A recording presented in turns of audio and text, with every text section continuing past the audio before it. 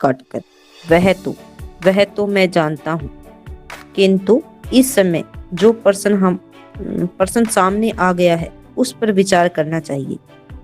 तो रामगुप्त है वो उतावलापन दिखाता है, शिखर स्वामी की बात को बीच में ही काट करके कहता है कि हाँ हाँ, उन बातों के बारे में तो मैं अच्छी प्रकार से जानता हूँ कि आप ही मेरे सहायक रहे हो, लेकिन इस समय जो पर्सन यानी इस समय जो पड़ोसी दूत हमारे पास आया है उस पर्सन का किस प्रकार से उत्तर दें उसके बारे में विचार करो। यानी अब सोचने वाली बात तो वो है, बाकी तो पीछे की बात तो मैं अच्छी प्रकार से जानता हूँ। तुम तो जानते हो कि मेरी इस विजय यात्रा का कोई गुप्त उद्देश्य है। और रामगुप्त शिखर स्वामी को यही कहना चाहता है कि मैं जो विजय यात्रा निकालना चाहता हूँ, कहने का मतलब मैं शिखर सकराज की जो शर्तें स्वीकार करने के लिए तैयारी कर रहा हूँ, उसके पीछे एक छुपा हुआ उद्देश्य है मेरा। किसी कारणवश मैं ऐसा करना चाहता हूँ, उसकी सफलता भी सामने दिखाई पड़ रही है। हाँ, थोड़ा सा साहस चाहिए कि हाँ, मैं अपने उद्देश्य में अवश्य ही सफल हो सकता हूँ, लेकिन उस उद्देश्य को कामयाब करने के लिए मुझे थोड़ा सा हिम्मत से काम लेना पड़ेगा। शिखर स्वामी उससे पूछता है कि वह क्या, यानी हिम्मत से काम कैसे लोगे और वो सफलता आपको कैसे मिल जाएगी, बताओ उसके बारे में भी। रामगुप्त, सख्त संधि के लिए जो प्रमाण चाहता है उसे अस्वीकार न करना चाहिए। तो रामगुप्त कहता है कि जो सकराज के द्वारा जो दूत भेजा गया है, जो आपसी मेल जोल के लिए उसने जो प्रस्ताव भेजा है, जो बातें भेजी है, उन बातों को या उन शर्तों को हमें अवश्य ही स्वीकार कर लेना चाहिए। ऐसा करने से इस संकट के बहाने जितने विरोधी प्रकृतियां हैं उन सबको हम लोग सहज में ही हटा सकेंगे। तो वो कहता है कि इस संकट के बहाने कि लोगों को दिखाने के लिए तो ये संकट हो जाएगा कि पड़ोसी राजा ने हमारे लिए कुछ युद्ध, हाँ बोलिए, कि पड़ोसी राजा है वो हमारे लिए संकट बना हुआ है, लेकिन इस संकट के बहाने हम जितने भी हमारे विपक्ष में है, कहने का मतलब ध्रुव स्वामी ने मेरे विपक्ष में है, चंद्रगुप्त मेरे विपक्ष में है और अन्य जो पुरोहित वगैरह है वो मेरे विपक्ष में है, तो वो जितने भी विपक्षी लोग हैं वो सारे इसी समय समाप्त हो जाएंगे। कहने का मतलब मैं उनसे अपना बदला ले लूंगा। शिखर स्वामी, भविष्य के लिए यह चाहे अच्छा हो, किंतु इस समय तो हमको बहुत से विघ्नों का सामना करना पड़ेगा। तो यहाँ देखो, शिखर स्वामी अपनी कुटिल बुद्धि का प्रयोग कर रहा है कि आप जैसा सोच रहे हो वो भविष्य के लिए तो हमारे लिए अच्छा हो सकता है, लेकिन प्रेजेंट टाइम में इस समय जो कुछ भी हम सोच रहे हैं वो हमें बहुत सी बाधाएं हैं, हमें इस समय घेरे हुए हैं। तो रामगुप्त हंसकर, तब तुम्हारी बुद्धि कब काम आएगी। रामगुप्त है वो देखो यहाँ पर चिंतित नहीं है, पड़ोसी राजा ने संदेश दे करके दूत भेज रखा है और वो ऐसी ऐसी मांगे कर रहा है, लेकिन ऐसी मांगों से भी रामगुप्त है वो उत्तेजित नहीं हुआ है, वो यहाँ पर भी हंसकर बात टालने की कोशिश कर रहा है। तो वो शिखर स्वामी से कहता है कि यदि ऐसा है तब तुम्हारी बुद्धि कब काम आएगी, कि तुम्हारे दिमाग में बहुत ही कुटिल बुद्धि है और उस कुटिल बुद्धि को तुम कब उपयोग करोगे, यानी उसका काम कब लोगे। ऐसे समय में ही आपको अपनी कुटिल बुद्धि से काम लेना चाहिए।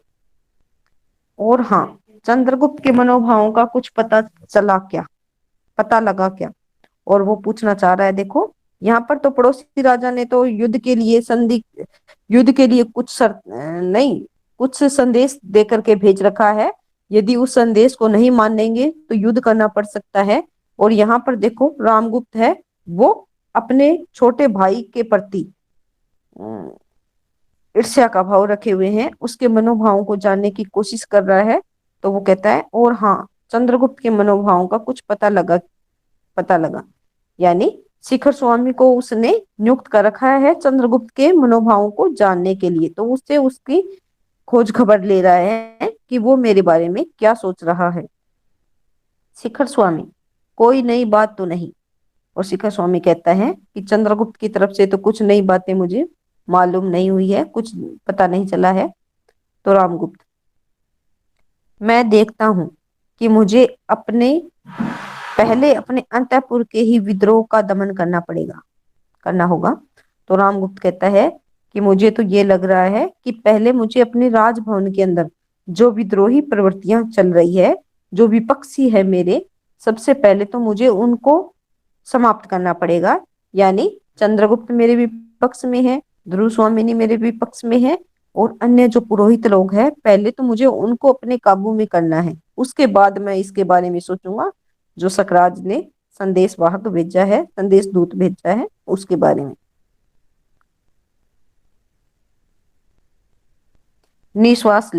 निश्वास यानी गहरा लंबा सांस लेकर के, जब कोई व्यक्ति चिंतित होता है या सोचता है तो वो गहरे लंबे लंबे सांस लेता है ना, तो उसी प्रकार से सांस लंबा सांस लेकर के कहता है ये, ध्रुव देवी के हृदय में चंद्रगुप्त की आकांक्षा धीरे धीरे जाग रही है।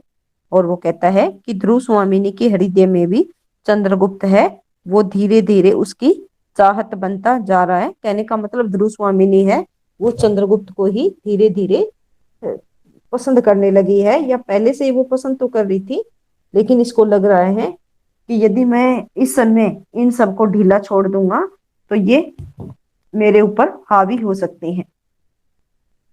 शिखर स्वामी, यह असंभव नहीं, किंतु महाराज अभी आपको दूत से साक्षात करके उपस्थित राजनीति पर ध्यान देना चाहिए। तो शिखर स्वामी ये कहता है कि ये बात असंभव तो नहीं है। कहने का मतलब आप जैसा सोच रहे हो कि ध्रुव स्वामिनी चंद्रगुप्त की तरफ आकर्षित हो रही है, तो ये असंभव बात नहीं है। कहने का मतलब ये बात सच है। लेकिन महाराज अभी आपको दूत से साक्षात्कार की, लेकिन हे राजा ऐसे समय में आपको क्या करना है, जो दूत आया हुआ है उस दूत के सामने प्रस्तुत होकर के उससे राजनीति के बारे में जो बातें उसने भेजी है सकराज ने, उन बातों को अच्छी प्रकार से ध्यान लेना चाहिए या ध्यान देना चाहिए।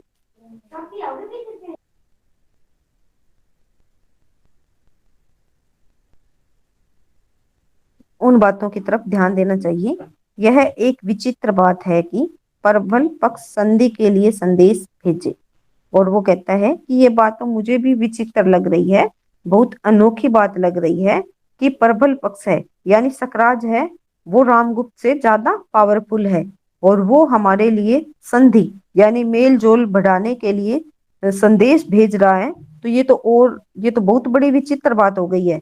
नहीं तो जो प्रबल पक्ष होता है वो तो सीधा ललकारता है कि आओ हमारे साथ युद्ध करो।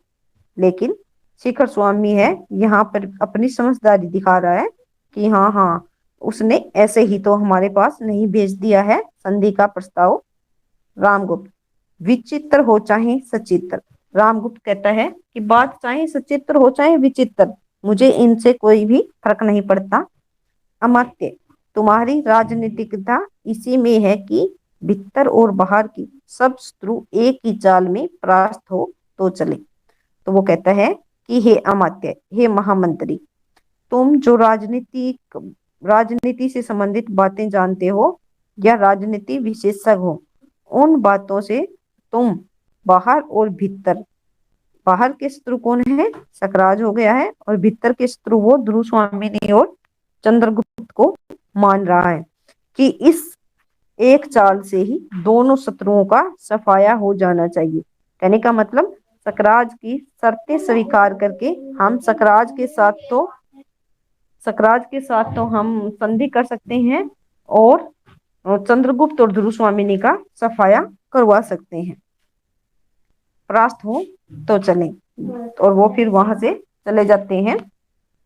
दोनों का प्रस्थान, मंदाकिनी का सशंक भाव से प्रवेश, दोनों वहां से चले जाते हैं।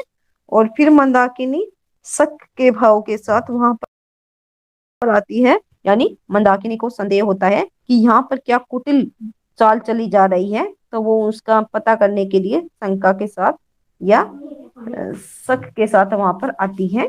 मंदाकिनी चारों ओर देखकर भयानक समस्या है। मूर्खों ने स्वार्थ के लिए साम्राज्य के गौरव का सर्वनाश करने का निश्चय कर लिया है। मंदाकिनी है वो सशंक होकर के यानी संदेह के साथ चारों ओर देखती है कि यहाँ कौन कौन आए हुए हैं और क्या कुटिल चालें चली जा रही है। तो वो कहती है कि ऐसे समय में तो बहुत भयानक समस्या आने वाली है। मूर्खों ने, मूर्ख वो किसको संबोधित कर रही है? शिखर स्वामी और रामगुप्त, उन दोनों को मूर्ख कह करके वो संबोधित कर रही है कि इन दोनों ने मिलकर के निजी स्वार्थ पूर्ण करने के लिए अपने साम्राज्य का गौरव है उसको भी दांव पर लगाने की सोच ली है। सच है, वीरता जब भागती है तब उसके पैरों से राजनीतिक छल छंद की धूल उठती है। कि ये तो सच्चाई बात है कि जब वीरता भाग जाती है यानी व्यक्ति जब कायर बन जाता है तो कायर व्यक्ति है वो राजनीतिक बातों को धूल की भांति ऐसे ही उड़ा देता है। कहने का मतलब कायर व्यक्ति है वो मैदान छोड़ करके भाग जाता है, पीछे क्या घटित होता है उसके बारे में कुछ वो सोचता ही नहीं है। और ऐसे ही ये रामगुप्त और शिखर स्वामी सोच रहे हैं।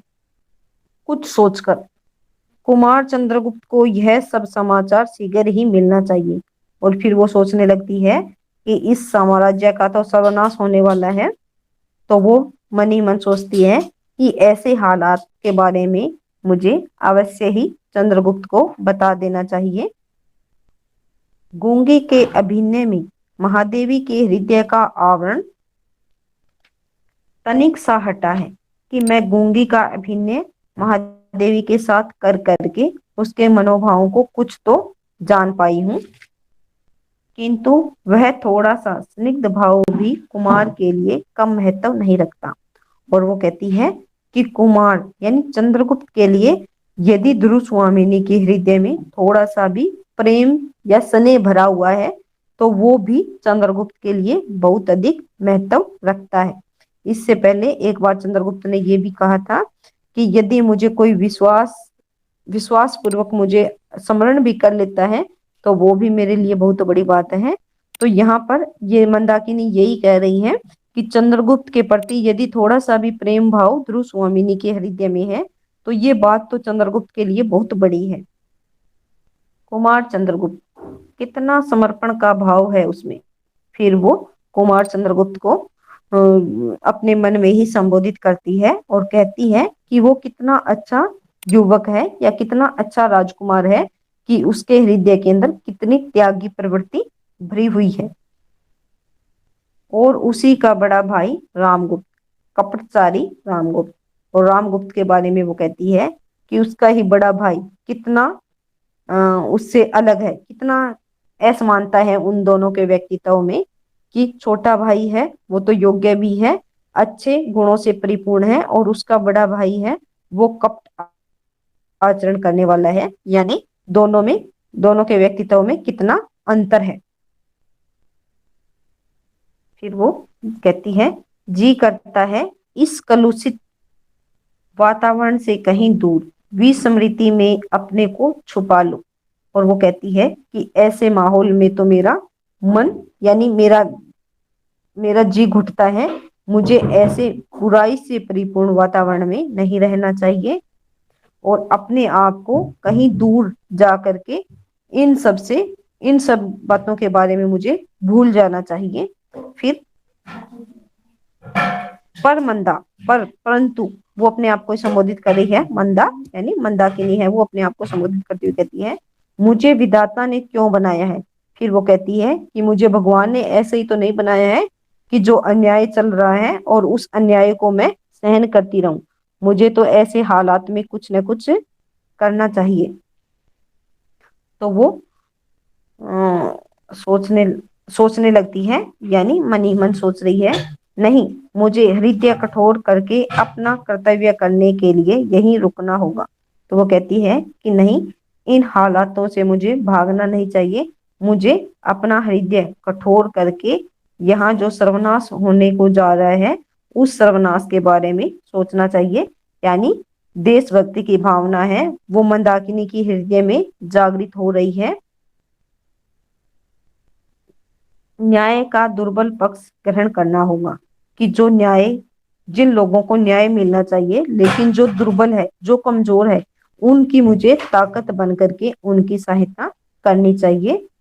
फिर वो गाती है, यह कसक अरे आंसू सहजा, बनकर विनम्र अभिमान मुझे मेरा अस्तित्व बता रहा जा, बन प्रेम छलक कोने कोने अपनी नीरव गाथा कह जा, करुणा बन दुखिया वसुधा पर शीतलता फैलाता बह जा।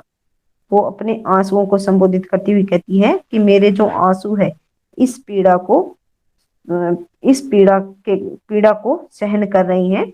यानी वो देशभक्ति की भावना से परिपूर्ण है, और उसके राज्य में राजा है, वो इस प्रकार की बातें स्वीकार करने के लिए तैयार है। तो वो कहती है कि मेरे आंसू है वो अत्यधिक कसक से भरे हुए हैं, यानी अत्यधिक पीड़ा है, इनसे बह रही है। बनकर विनम्र अभिमान मुझे मेरा अस्तित्व बता रहा जा, कि मेरी विनम्रता है वो इस ऐसे समय में मेरा अभिमान बन जाए और मुझे मेरा अस्तित्व बता दे, कि मैं वास्तव में क्या हूँ, उस बारे में मुझे पता चल जाए। बन प्रेम छलक कोने कोने अपनी नीरव गाथा कह जा, कि मैं इस राज्य के प्रत्येक कोने कोने में अपने प्रेम को छलका करके अपनी कहानी है वो शांति के साथ कह दूं। यानी मैं इस साम्राज्य से प्रेम करती हूँ, और ये बात शांति के साथ पूरे कोने कोने में प्रेम प्रेम से परिपूर्ण बन करके छलक जाए, यानी प्रेम व्याप्त हो जाए। करुणा बन दुखिया वसुधा पर शीतलता फैलाता बह जा। और मेरी बातें हैं किस प्रकार से प्रभाव डालने लग जाए, जिस प्रकार से बादल है वो पृथ्वी पर बरस करके इसकी पृथ्वी पर शीतलता की अनुभूति करवाता है, उसी प्रकार से मेरा करुणा भाव है या मेरा दया भाव है। इस दुखिया, ये दुखिया किसको कह रही है? ध्रुव स्वामिनी और चंद्रगुप्त को दुखिया कह रही है, कि उन लोगों के जीवन में मेरे द्वारा किया गया काम है कुछ शांति की अनुभूति करवा दे। कहने का मतलब वो ध्रुव स्वामिनी और चंद्रगुप्त की सहायता करना चाहती है, तो वो ऐसे विचार उसके हृदय में आ रहे हैं। मंदाकिनी का प्रस्थान। मंदाकिनी ऐसा सोच करके वहां से चली जाती है। ध्रुव स्वामिनी का उदास भाव से धीरे धीरे प्रवेश। फिर वहां पर ध्रुव स्वामिनी है उदासी के भाव से धीरे धीरे आ जाती है। पीछे एक परिचारिका पान का डिब्बा और दूसरी चमर लिए आती है। उसके पीछे पीछे है परिचारिका, जैसे प्रचार करने वाली होती है, और उसने अपने हाथ में पान का डिब्बा ले रखा है। जैसे राजा लोग हैं वो पान इत्यादि खाने के शौकीन होते हैं, तो महारानी के लिए भी पान राजा ने भेजा है। राजा ने, या वैसे जो उसकी दासियां हैं वो उसकी सुख सुविधाओं का ध्यान रखे हुए हैं। तो पान का डिब्बा लेकर के आती है, और दूसरी चमर ली आती है। चमर होता है पंखा, जैसे ये एक विशेष प्रकार के पशु के बालों से बनाया जाता है। जैसे पहाड़ी क्षेत्र में बोझा ढोने के लिए जिन पशुओं का प्रयोग किया जाता है वो चमर पशु होते हैं, और उनके शरीर पर बड़े बड़े लंबे लंबे बाल होते हैं, और उन बालों से पंखा बनाया जाता है। तो उसका बना हुआ पंखा लेकर के एक युवती वहां पर आती है। ध्रुव स्वामिनी एक मंच पर बैठकर अधरों पर उंगली रखकर कुछ सोचने लगती है, और चमरधारिणी चमर डुलाती है। ध्रुव स्वामिनी फिर मंच पर बैठ जाती है और अपने होठों पर उंगली रख करके जैसे चिंताग्रस्त होकर के कुछ सोचने लगती है। जिस युवती के हाथ में चमर है, यानी जिस युवती ने अपने हाथ में पंखा ले रखा है, वो महारानी को पंखा करने लगती है, यानी हवा करने लगती है। फिर ध्रुव स्वामिनी दूसरी परिचारिका सी, हाँ क्या कहा? शिखर स्वामी कुछ कहना चाहते हैं, कह दो कल सुनूंगी आज नहीं। फिर ध्रुव स्वामिनी है वो दूसरी परिचारिका से पूछती है कि हाँ क्या कहा, कि तुम मुझे कुछ कहना चाहती थी, बताओ क्या कहा? शिखर स्वामी कुछ कहना चाहते हैं, कि शिखर स्वामी मेरे बारे में कुछ कहना चाहते हैं या मुझसे कुछ पूछना चाहते हैं, कह दो कल सुनूंगी आज नहीं। तो वो कहना चाहती है कि मुझे शिखर स्वामी की बातें आज नहीं सुननी है, जा करके उनको ये बात कह दो कि मैं उनकी बातें कल सुनूंगी। परिचारिका, जैसी आज्ञा। तो मैं कह आऊं कि अमात्य से कल महादेवी बातें करेगी। तो परिचारिका कहती है कि हे महारानी, जैसी आपकी आज्ञा है, तो मैं अभी जा करके महामंत्री शिखर स्वामी को कह देती हूँ कि महादेवी या ध्रुव देवी या ध्रुव स्वामिनी आज आपसे बात नहीं करना चाहती है, वो कल आपसे बात करेगी। ध्रुव स्वामिनी कुछ सोचकर कुछ सोचती है कि मैंने सही किया है या गलत किया है, ऐसा कह करके ठहरो तो, वह गुप्त साम्राज्य का अमात्य है, उससे आज ही भेंट करनी होगी। वो कुछ सोच करके कहती है कि नहीं रुको, वह गुप्त साम्राज्य का अमात्य है, कि वह गुप्त साम्राज्य का महामंत्री है, मुझे आज ही उससे मिलना चाहिए। कि वो महामंत्री है, कुछ न कुछ तो जरूरी बातें ही कहता होगा, तो इसलिए मुझे आज ही उनकी बातों को सुन लेना चाहिए। हाँ, यह बताओ तुम्हारे राजकुल के नियम क्या है। और फिर वो उसी परिचारिका से पूछना चाहती है कि तुम्हारे राज परिवार में नियम क्या क्या है।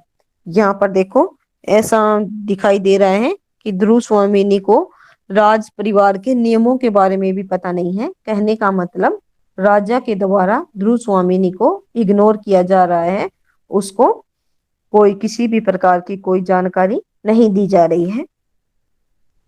तो वो पहले अमात्य अमात्य की मंत्रणा सुननी पड़ती है, तब राजा से भेंट होती है। तो वो पूछती है कि पहले मुझे महामंत्री से मिलना होगा, यानी पहले मुझे महामंत्री की परमिशन लेनी पड़ेगी, क्या मैं उसके बाद ही राजा से मिल सकती हूँ। मंत्रणा का मतलब यानी बातचीत करना या अनुमति लेना। परिचारिका दांतों से जीभ दबाकर, ऐसा नियम तो मैंने नहीं सुना। परिचारिका दांतों से जीभ दबा करके यानी कुछ कहना चाहती है, लेकिन फिर सोचती है कि नहीं, मुझे ऐसा नहीं कहना चाहिए। वो कहती है कि ऐसा नियम तो मैंने पहले कभी नहीं सुना है, कि ऐसा नियम तो नहीं होगा, यह युद्ध शिविर है न, परम भट्टारक को अवसर न मिला होगा। महादेवी, आपको संदेह न करना चाहिए। तो वो ध्रुव स्वामिनी को समझाने की कोशिश कर रही है कि ये युद्ध शिविर है महादेवी। परम भट्टारक यहाँ पर वो रामगुप्त, राजा रामगुप्त को कह रही है कि उनको आपसे बातचीत करने का अवसर नहीं मिला होगा, इसलिए महामंत्री आपसे बातचीत करना चाह रहा होगा। महादेवी, आपको संदेह न करना चाहिए। और वो महादेवी को संबोधित करते हुए कहती है कि ऐसे हालात में आपको राजा पर या मंत्री पर किसी भी प्रकार का शक नहीं करना चाहिए कि वो मुझसे क्या बातचीत करेंगे। ध्रुव स्वामिनी, मैं महादेवी ही हूं न। यदि यह सत्य है तो क्या तुम मेरी आज्ञा से कुमार चंद्रगुप्त को यहाँ बुला सकती हो। तो वो ध्रुव स्वामिनी फिर परिचारिका से कहती है कि यदि तुम वास्तव में ही मुझे महादेवी मानती हो या महारानी मानती हो, तो मेरी आज्ञा का पालन करो। मैं इसी वक्त चंद्रगुप्त से मिलना चाहती हूँ, और तुम मेरे आदेश का पालन करती हुई चंद्रगुप्त को यहाँ बुलाओ। मैं चाहती हूँ कि अमात्य के साथ ही कुमार से कुछ बातें कर लो। और वो कहती है कि मैं महामंत्री के साथ साथ यानी शिखर स्वामी के साथ साथ मैं चंद्रगुप्त से भी बातें करना चाहती हूँ। परिचारिका, क्षमा कीजिए, इसके लिए तो पहले अमात्य से पूछना होगा। तो वो कहती है परिचारिका कि माफ कीजिए, मैं ऐसा तो नहीं कर सकती कि बिना महामंत्री की आज्ञा के मैं आपको चंद्रगुप्त से मिलवा दूं। तो ये बात करने के लिए या ये काम करने के लिए तो पहले मुझे महामंत्री से परमिशन लेनी पड़ेगी, उसके बाद ही मैं आपसे मिलवा सकती हूँ। ध्रुव स्वामिनी क्रोध से उसकी ओर देखने लगती है और वह पान का डिब्बा रखकर चली जाती है। ध्रुव स्वामिनी को गुस्सा आ जाता है कि थोड़ी देर पहले तो ये मुझे महादेवी महादेवी बोले जा रही थी, और अब ये मेरे आदेश का पालन नहीं कर रही है।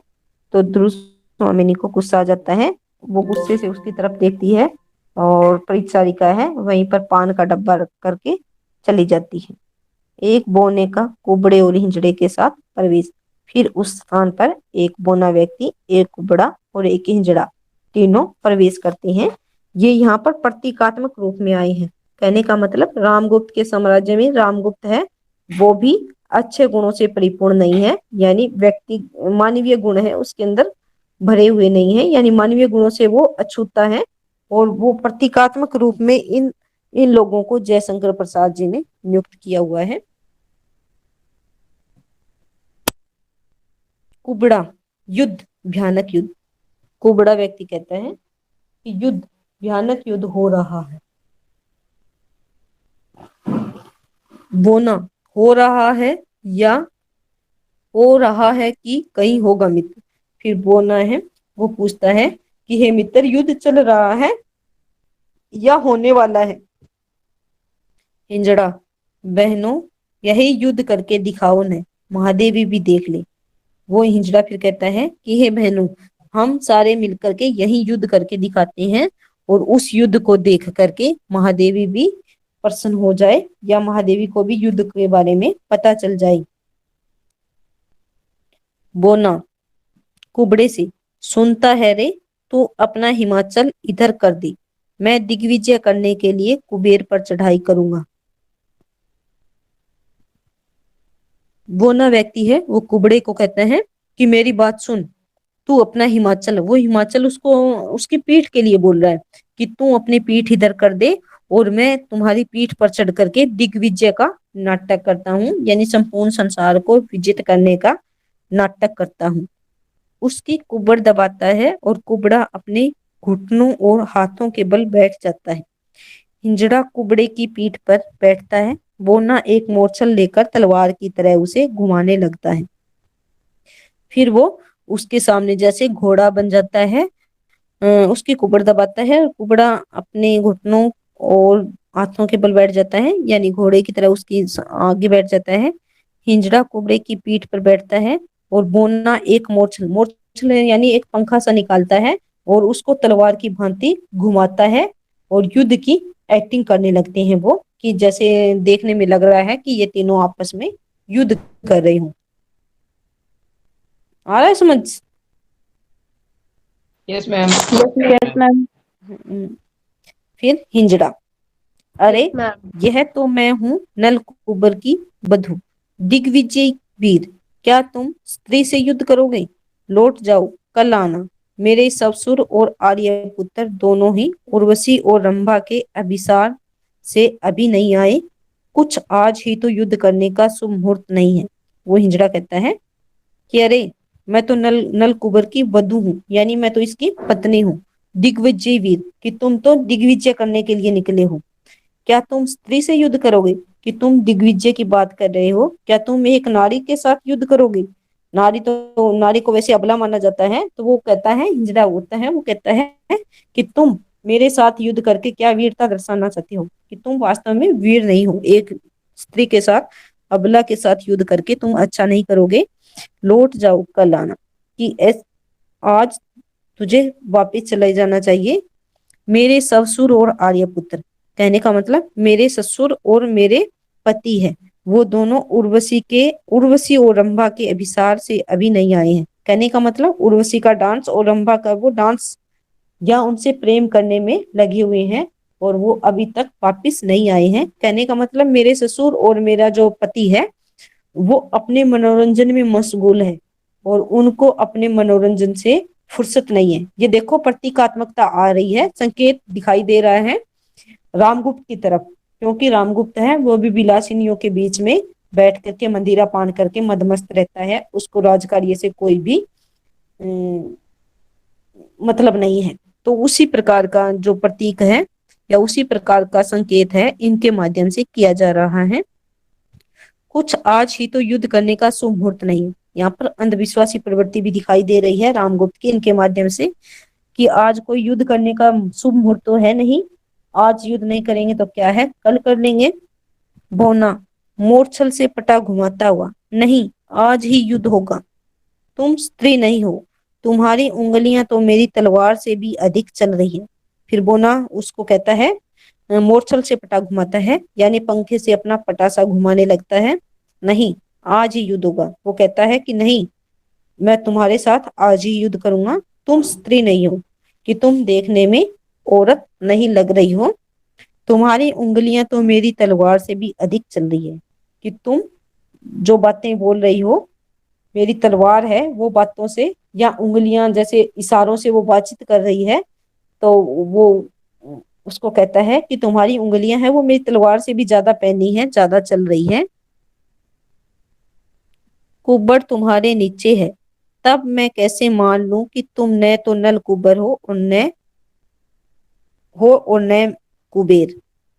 کہ تم نے کبڑ کو یعنی کبڑے ویکتی کو تم نے اپنے نیچے دبا رکھا ہے، اور میں ایسے کیسے مان لوں کہ تم نل کبر نہیں ہو اور نہ ہی کبیر ہو.